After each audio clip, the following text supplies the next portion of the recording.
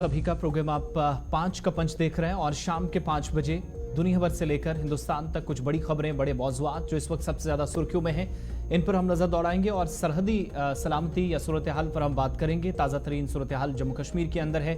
कुछ एक इलाकों में जहां गोलाबारी तकरीबन 6 से 7 घंटों तक हुई, जवाबी कार्रवाइयां हुई, नुकसान दोनों तरफ हुआ है। High alert line of control से इंटरनेशनल बॉर्डर पर है। तो दूसरी तरफ जब आईबी पर फायरिंग हुई है लाइन ऑफ कंट्रोल पर, उन इलाकों में जहां 2 से 2.5 वर्षों से काफी ज्यादा खामोशी थी, पुरअमन हालात थे, उन इलाकों में भी खौफ और हरास का माहौल इस वक्त है। इसके अलावा हुकूमत की जानिब से एक अहम हुक्मनामा जारी किया गया है।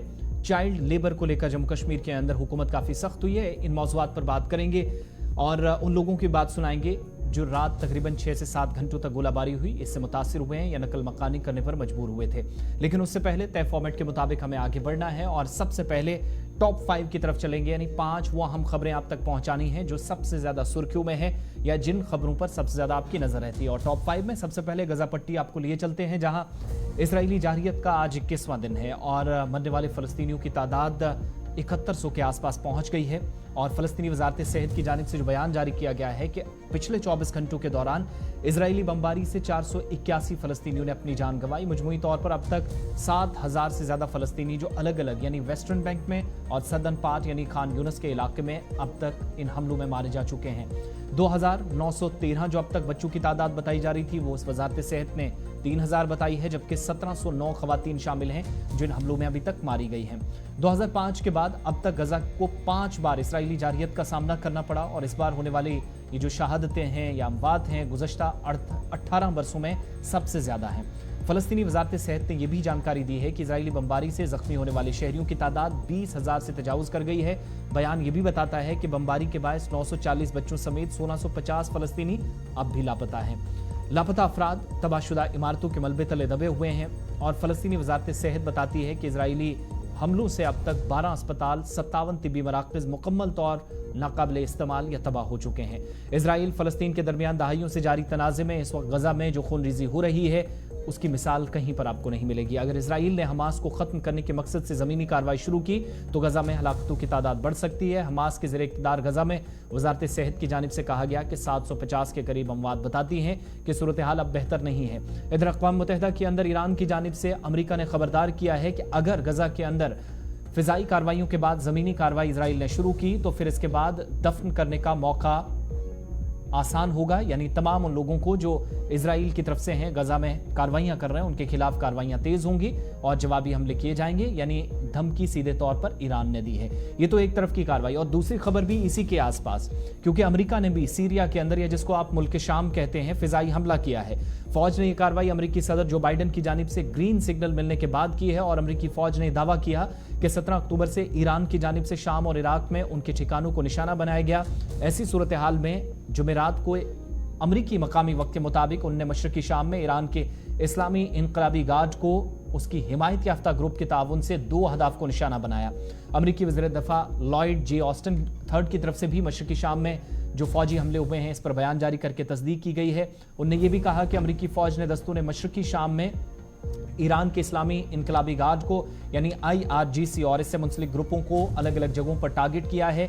मुनज़्ज़म तरीके से निशाना उनके मुताबिक उन्हें बनाया गया और उन्होंने ये भी कहा कि फ़िज़ाई हमला उन नाकाम हमलों की एक सीरीज़ के जवाब में किया गया है जहां पर ईरानी हिमायत याफ्ता ग्रुप्स अब तक उनके शहरियों को या उनके फोर्सेस को जवाब दे रहे थे। इराक और शाम में अमरीकी एहलकारों को निशाना बनाने की जो कोशिशें की जा रही हैं उसका नतीजा ये भी है 21 अमरीकी फौजियों को अब तक मामूली चोटें दोनों ममालिक में आई हैं, जिसका जवाब यानी दुनिया अब आपको एक हिस्से की तरफ शायद अभी तक आपकी तवज्जो गामजन करा रही थी या अभी तक मबजूल कराई जा रही थी, शायद अब सीरिया के अंदर भी जंग जैसी सूरत हाल बने, क्योंकि अमेरिका के हमलों के बाद कई ममालिक दोबारा से अपने ऐसे ग्रोहों को जो अमेरिका के खिलाफ हथियार बंद हैं लड़ाई के लिए तैयार कर रहे हैं। तीसरी खबर मरकज के जेर इंतजाम जम्मू कश्मीर से, जहां जामिया मस्जिद आज भी बंद रही और बाद में बयान भी जारी किया गया।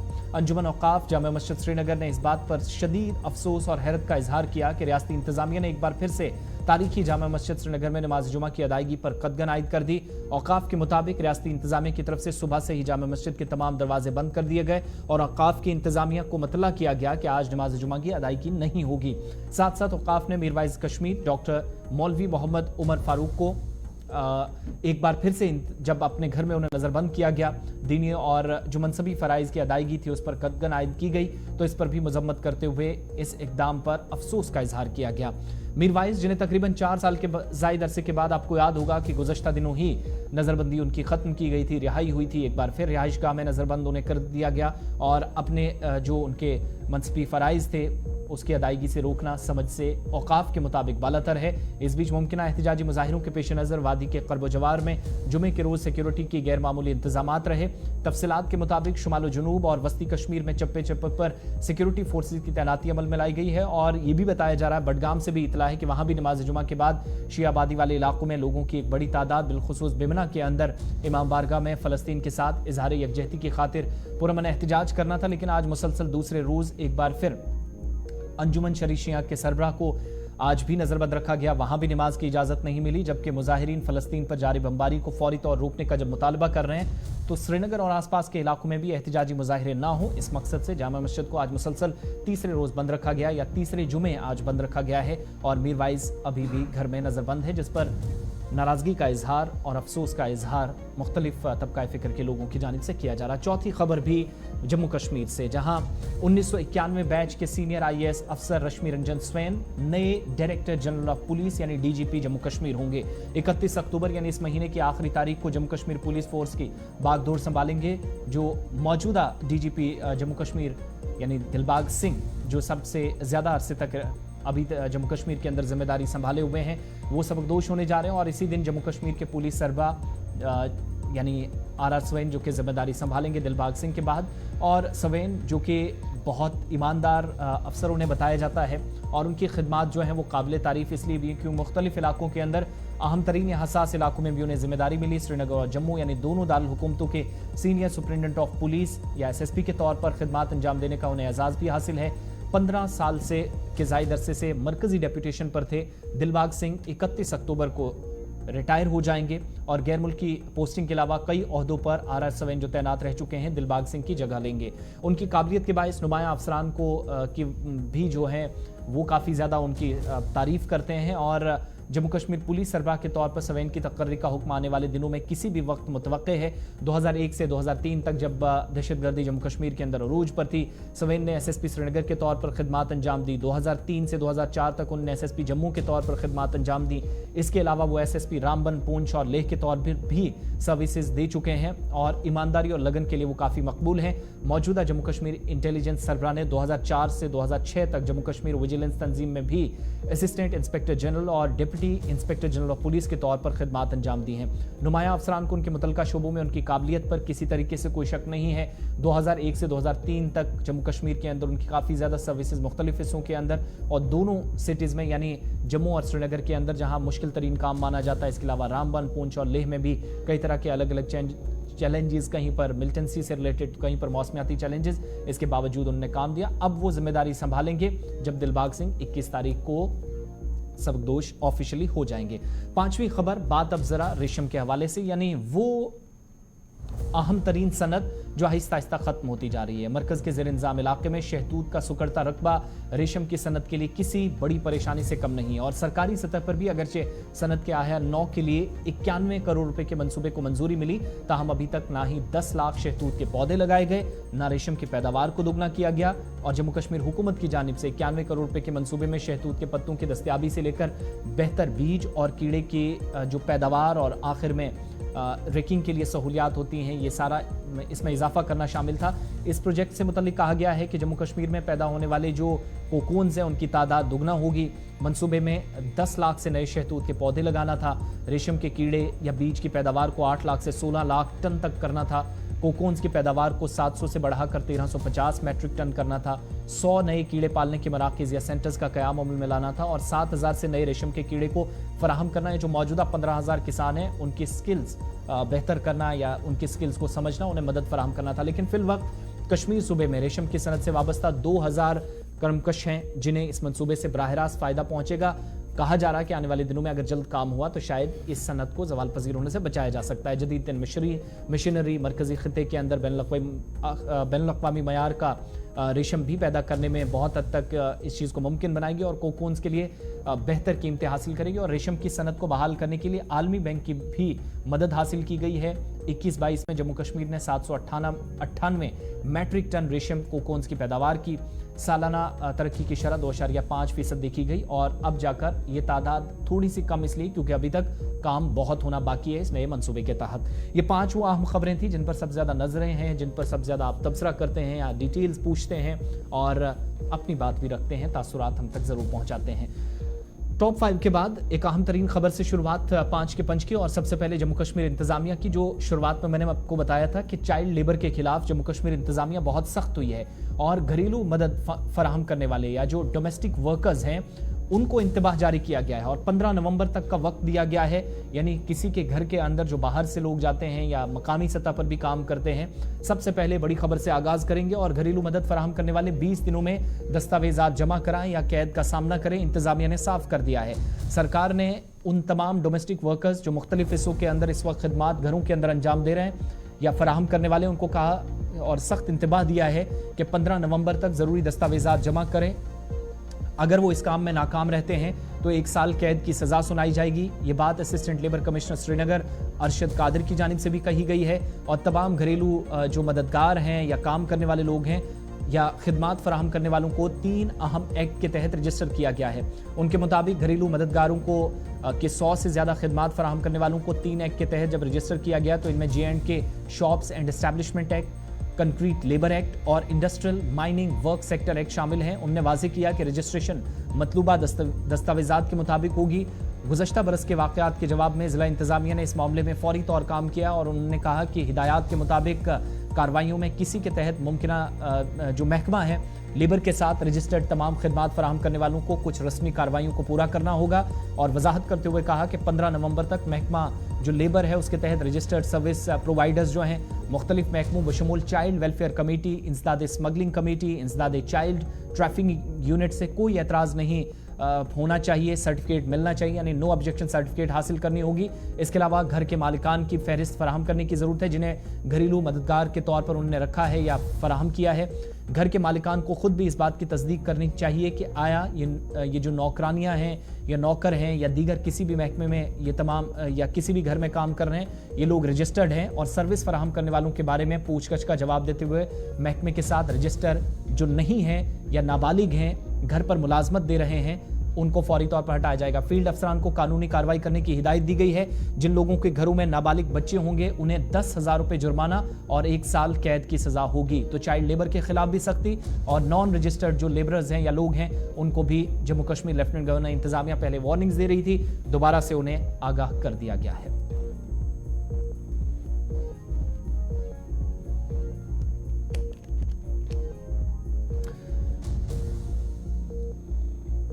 चलिए आगे बढ़ते हैं और बात अब जरा सरहदी इलाकों की करते हैं। बैनुल-अक़वामी सरहद पर गोलीबारी से दहशत है। नकल मकानी करने वाले लोग वापस अपने घरों को जरूर लौट रहे हैं लेकिन किसी भी वक्त दोबारा फायरिंग हो सकती है। इन खदशात के साथ इस वक्त अपने घरों में या घरों के बाहर हैं। अरनिया में आज तालीमी इदारे बंद रहे क्योंकि पाकिस्तान की जानिब से अरनिया सेक्टर में इंटरनेशनल बॉर्डर पर जम्मू और सांबा के बीच वाला एरिया या जो पाकिस्तान की सरहद के साथ जीरो लाइन पर ये बेल्ट आता है, ये सेक्टर है, यहाँ फायरिंग से 2 BSF के जवान जख्मी हुए हैं और एक मकामी खातून भी जख्मी हुए हैं। लेकिन IB के साथ सरहद पार से फायरिंग रुकी है तो सरहदी बाशिंदों ने घर वापस जाना भी शुरू कर दिया है। पुलिस और सिविल अथॉरिटीज़ आसपास के लोगों में जो जहां खौफ है उसको दूर करने की कोशिशों में मसरूफ़ हैं और जिस तरीके से मुमकिन है अरनिया सेक्टर के अंदर लोगों की मदद भी हो रही है। जम्मू जिले के अरनिया और आरएसपुरा सेक्टरों में बैनुल-अक़वामी सरहद के साथ पाकिस्तानी रेंजर्स और BSF के एहलकारों के दरमियान वक्फे से जो फायरिंग का तबादला हुआ वो तकरीबन 7 घंटों तक जारी रहा। पाकिस्तानी रेंजर्स ने बिला इश्तियाल फायरिंग की जिसके बाद रातों रात सरहदी बस्तियों से लोग नकल मकानी करने पर मजबूर हुए, माल मवेशी के साथ इलाकों से निकले। ये वो इलाके हैं जहां पर 120 और 80 mm के मोटार शेल पड़े हैं। बैनुल-अक़वामी सरहद पर 5 हिंदुस्तानी चौकियों को निशाना बनाया गया है। फायरिंग के नतीजे में बॉर्डर सिक्योरिटी फोर्सेज के 2 जवान और एक मकामी खातून जख्मी हुई हैं। मौसर जवाब भी दिया गया है। सरहद के उस पार भी अलर्ट है, वहां पर भी पुरसुकून हालात नहीं है। बीएसएफ की जानिब से ऐसी जानकारी दी जा रही है। दोनों फरीकों के दरमियान ये जो फायरिंग का तबादला हुआ सुबह 3 बजे तक जारी रहा, जो 8 बजे के आसपास शुरू हुआ था। और बीएसएफ के 2 अहलकार, एक खातून जो जख्मी हुई हैं वो जीएमसी जम्मू मुंतकिल किए गए हैं। हालात सबके बेहतर हैं, मुस्तहकम हैं। और कर्नाटक से ताल्लुक रखने वाले बिस्वराज, एसआर और शेर सिंह के तौर पर इन दोनों बीएसएफ जवानों की शनाख्त हुई है, जबकि खातून की शनाख्त अरनिया की रजनी बाला के तौर पर हुई है। पाकिस्तानी रेंजर्स ने 82 और 120 mm मोटार गोले दागे हैं, जो बीएसएफ का बयान है। और भारी मशीन गनों का इस्तेमाल किया गया है। कई मकानात को नुकसान पहुंचा है। किचन को इस तरीके से जो टीन शेड्स थे, जो गौ खाने थे, उनको नुकसान पहुंचा और खौफ हरास का माहौल इस वक्त है। अरनिया के साथ त्रिवा के अंदर सुचेतगढ़, जबवाल और मुलक्का इलाकों में लोग यहां देर रात गए, घर छोड़ने पर मजबूर हुए। दूसरी तस्वीरें भी आपको साथ साथ दिखाएंगे आईबी की, जहां पर रात देर गए लोग नकल मकानी करने पर मजबूर हुए थे। और सुबह सुबह जब थोड़ा सा लोगों को लगा कि हालात बेहतर हैं, तो वापस घरों के अंदर बिला इश्तियाल फायरिंग जब रुकी तो लोगों ने वापस घरों की तरफ लौटना शुरू किया है। कई खानदानों ने सरहदी इलाकों में बंकरों, मंदिरों और दीगर महफूज मकामात पर भी पनाह ले रखी थी। और ये तस्वीरें अरनिया की हैं।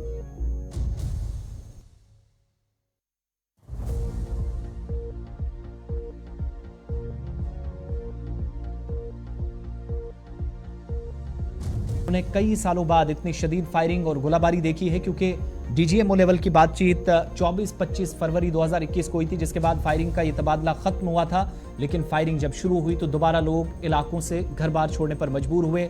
और जो बिहार, उत्तर प्रदेश, कर्नाटका, महाराष्ट्र, दीगर रियासतों से जो मजदूर भी इन दिनों फसल की कटाई के लिए वहां गए थे, वो भी भागने पर मजबूर हुए। रात देर गए की तस्वीरें हैं अरनिया सेक्टर की। खवातीन और बच्चों समेत 51 दीगर लोगों को गोलीबारी के बाद इस फॉरवर्ड जो एरियाज हैं वहां से पीछे हटना पड़ा। और एक मंदिर में इन 50 से 51 लोगों ने जगह जो है पनाह ली थी।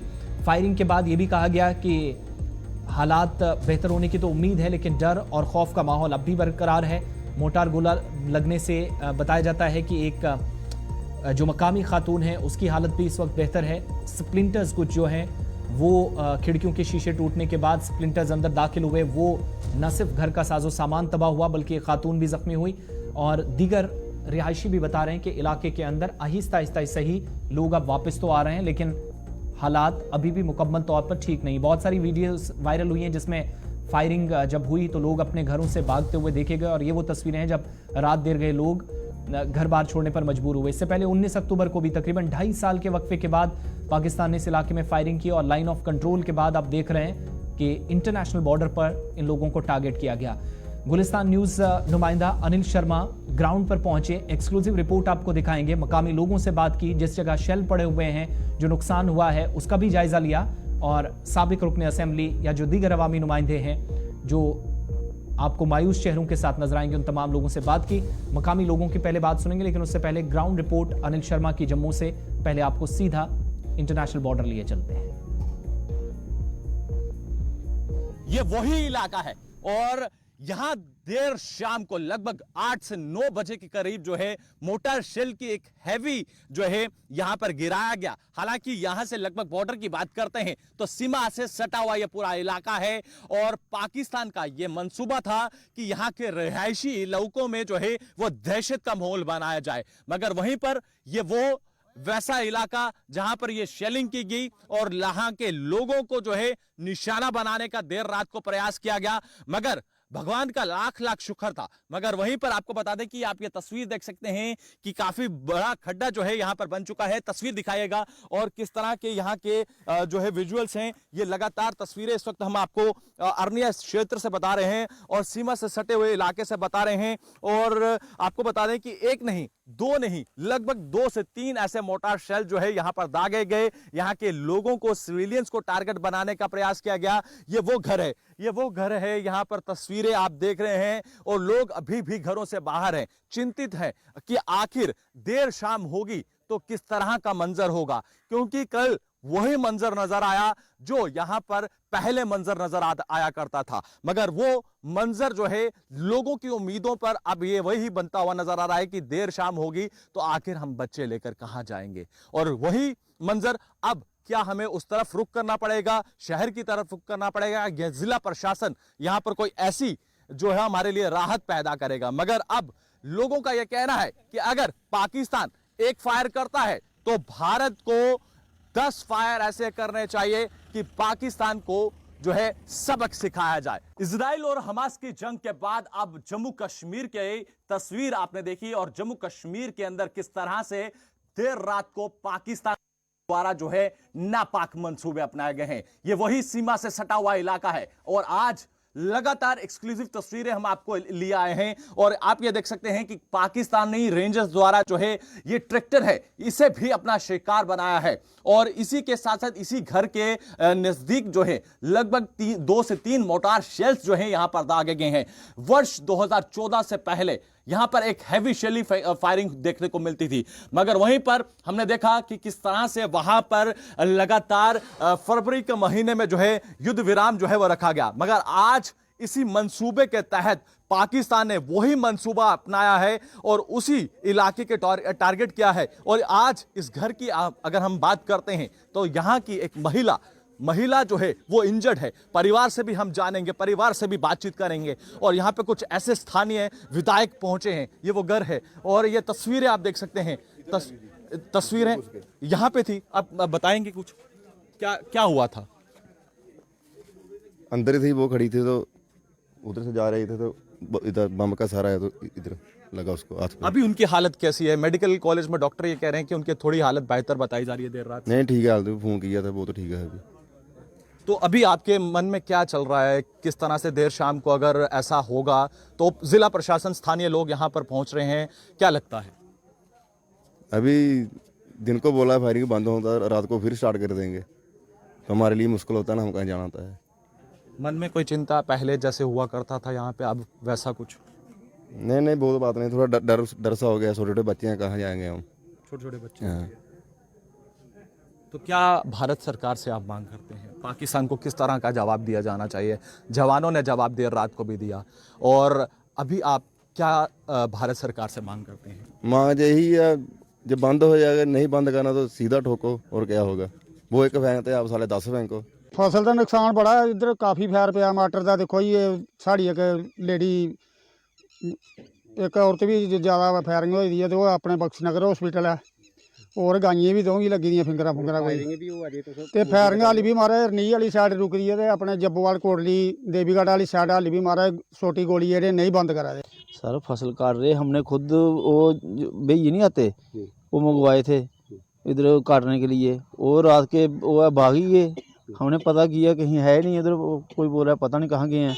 तो अभी जो भी फसल आप देख रहे हैं कच्ची पक्की जैसे ही फसल होगी खुद काटेंगे। अभी देखते हैं थोड़ी थोड़ी करके जितनी काटी जाएगी करेंगे, कुछ ना कुछ तो होगा ही होगा।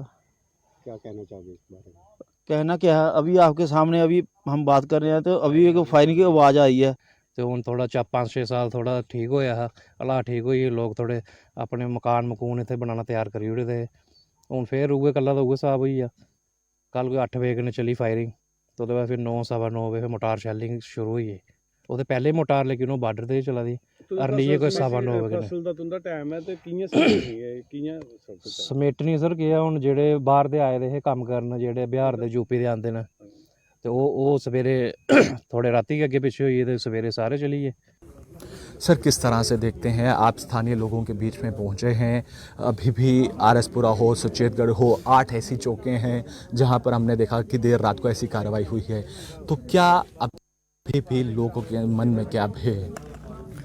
मैं समझता हूँ ये पाकिस्तान की हमेशा ये फितरत रही है कि भारत के विरोध में, चाहे वो क्रॉस बॉर्डर फायरिंग हो या क्रॉस बॉर्डर टेररिज्म की बात हो, तो वो हमेशा करता रहा। तो इससे जो हमारी भारत का पीसफुल माहौल है उसे डिस्टर्ब करने की उसने हमेशा ये घिनौनी हरकत करता रहा। और जब हमारे माननीय प्रधानमंत्री नरेंद्र भाई मोदी जी की सरकार आई 2014 में, तो तब से हमारे बॉर्डर जो हैं वो शांत थे, पीसफुल थे। तो ये चीज़ें उससे बर्दाश्त नहीं हो रही हैं पाकिस्तान से, वो बुखलाहट में, क्योंकि उसके अपने अंदरूनी हालात या वो इंटरनेशनल लेवल पे उसकी बहुत वो कमज़ोर हो चुका है, बहुत वीक हो चुका है। तो इन चीज़ों को वो बर्दाश्त ना करते हुए ये दोबारा जो हमारा पीसफुल माहौल है हमारे भारत का, उसे डिस्टर्ब करने की कोशिश की है और इसकी हम कड़े लफ्ज़ों से निंदा करते हैं। कि ये एक ह्यूमन वायलेंस जो है, ह्यूमन राइट का वायलेंस किया है उसने, और बहुत ही नापाक हरकत है। इसकी हम कड़ी शब्दों में निंदा भी करते हैं, और इस नापाक हरकत का उसको जवाब भी मिल गया। उसकी जो जहाँ पर 7 मिलिटेंट जहाँ पर उसके जो एंट्री कर रहे थे भारत में, जहाँ पर जो आ रहे थे सीमा को लांघकर, तो हमारे सीमा के प्रहरी जो बहुत ही सजग हैं, उन्होंने उन 7 को उनके घर में ही वहाँ पर मार गिराया। तो ये बहुत बड़ी बात है हमारे जवानों ने, उनके लिए मैं पूरे भारत की ओर से, पूरे देश की ओर से, पूरे देशवासियों की ओर से मैं उनको सल्यूट करता हूँ जो उन्होंने इतना साहसी कार्य किया। ये देखने वाली बात है कि 2 ही देश हम अभी तक हुए हैं जो अपने दुश्मनों को जाके घर में जाके मारते हैं, तो आज भारत भी उस कड़ी में खड़ा है। इजराइल और अमेरिका ये 2 ही देश थे जो अपने दुश्मनों को घर में जाके मारते थे, और भारत ने अब दिखा दिया है कि आप हमारी तरफ आंख उठा के देखोगे, वो आंखें ही हम फोड़ देंगे आपकी। तो वो उनमें घर के जाके मारा है, बहुत ही उसने जो कायराना हरकत की है। इस वक्त तो हमारा पैडी का सीजन भी पूरे पीक पे था, तो आप देख रहे हैं जी क्रॉप फसल जो है वो पक चुकी थी। बाहरी जो जहाँ पर मजदूर आ रहे थे इस फायरिंग से, उनका भी आना रुक गया है, और किसानों को भी इससे नुकसान हुआ है। इसके ऊपर भी सरकार संज्ञान लेगी। तो जैसे इसमें हमारे साथ मैं जिला की ओर से पूरे टीम आई थी। और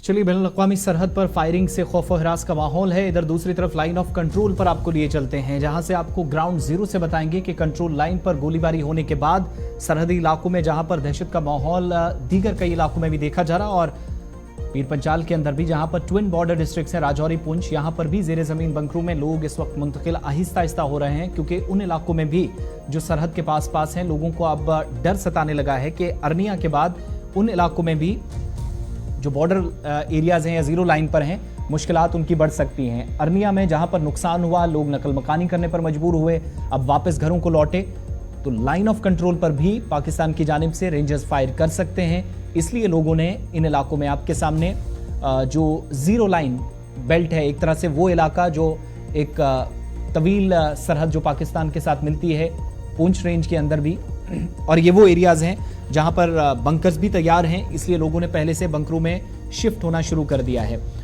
इस बीच आपको ये भी बताएं कि पुंछ में इन बॉर्डर एरियाज के अंदर जहां पर कई तरह की मुश्किलात भी आती हैं, फायरिंग के दौरान स्कूल बंद हो जाते हैं, कॉलेजेस तो हैं नहीं, लेकिन लोगों ने कई एक जगहों पर खुद को बचाने के लिए, बंकरों को मुकम्मल करने के लिए अपना पैसा भी लगाया है, और इन खानदानों के मुताबिक बंकर मुकम्मल है हुकूमत का, इसलिए वो शुक्रिया अदा करते हैं। लेकिन मजीद ज़ेर ज़मीन बंकर बनाने की ज़रूरत है ताकि लोग इन इलाकों के अंदर खौफज़दा ना हो।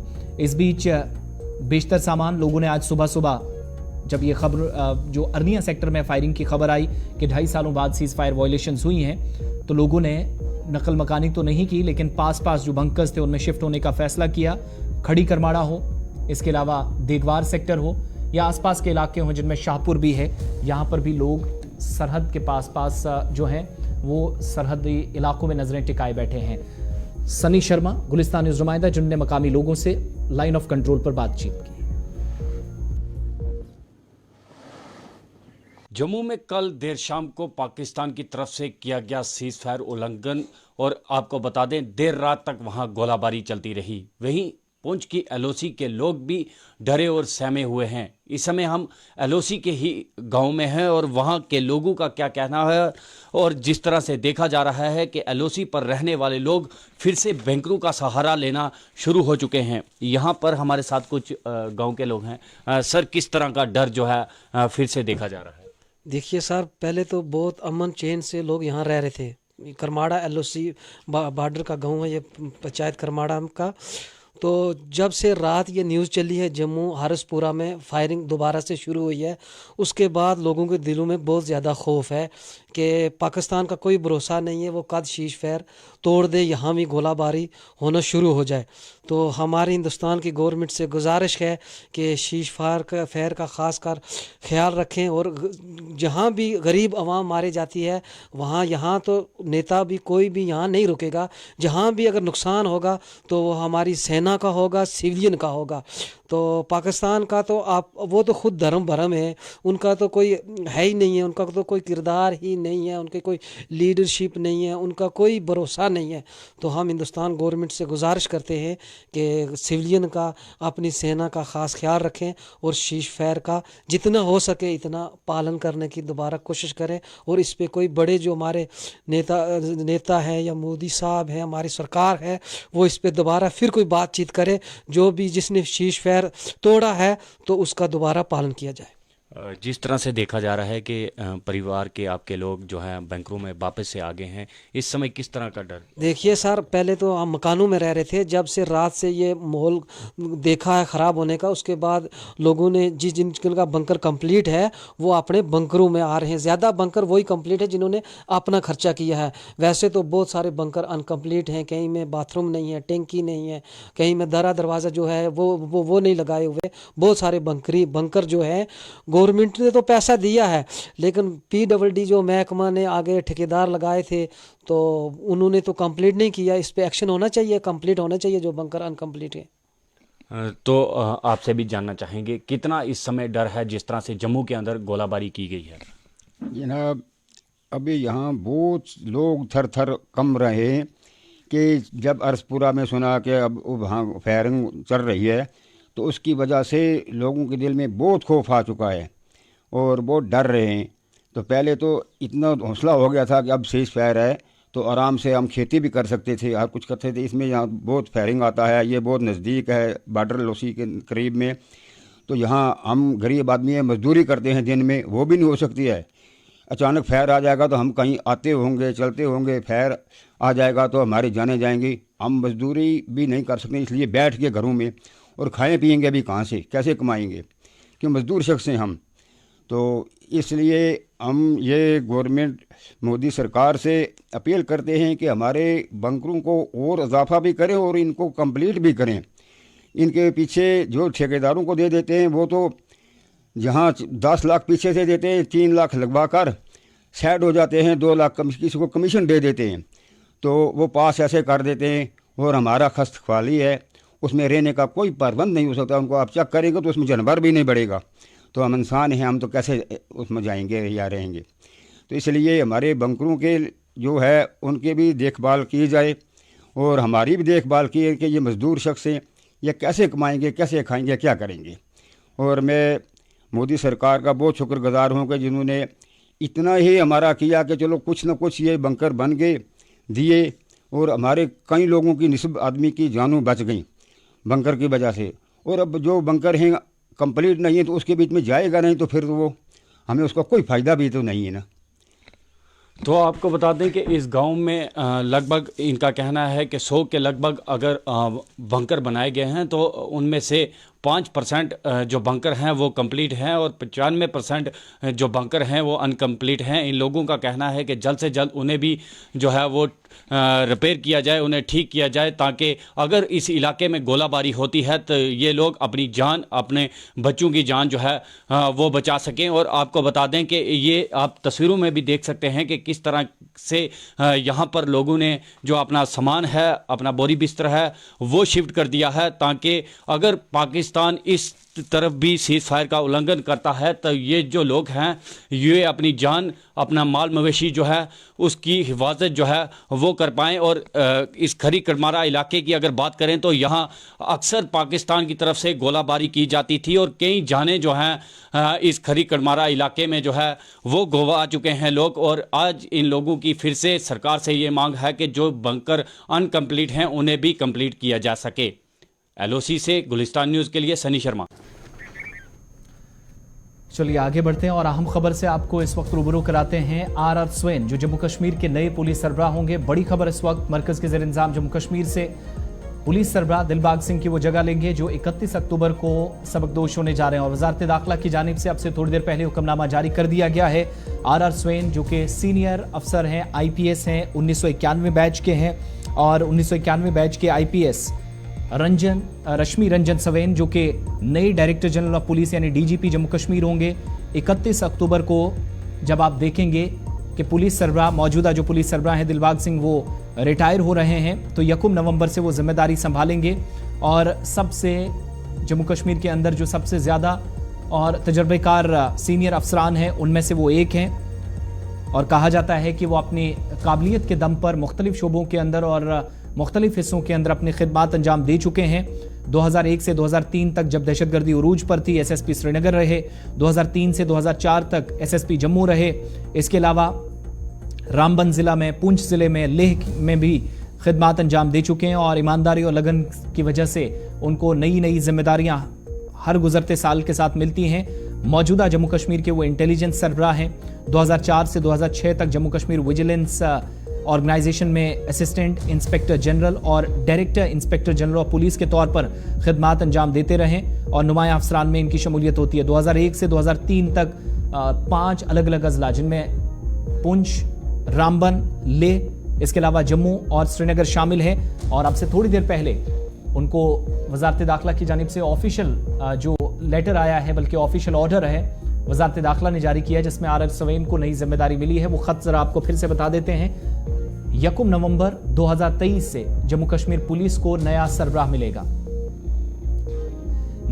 मिलेगा और इसमें जो जिम्मेदारी है वो पुलिस सरबराह जो मौजूदा हैं दिलबाग सिंह, उनकी जगह इन्हें मिल रही है।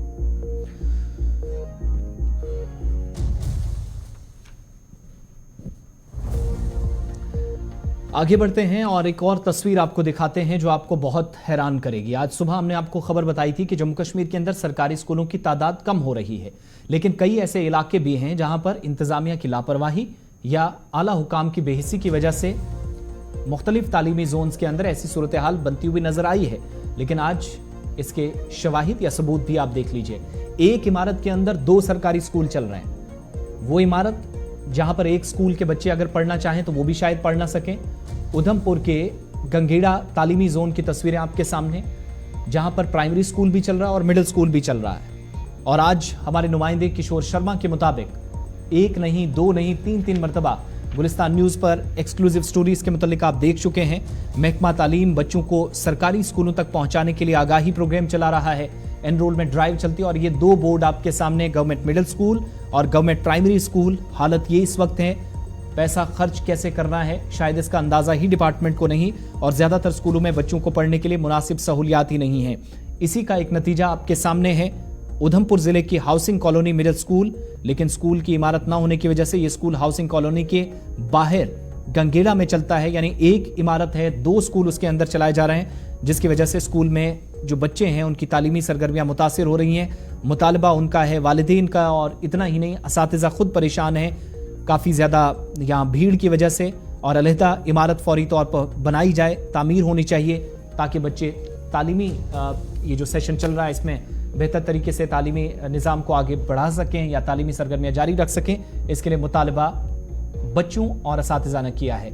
एक्सक्लूसिव रिपोर्ट गंगेड़ा जोन से, उधमपुर तालीमी जोन है, किशोर शर्मा।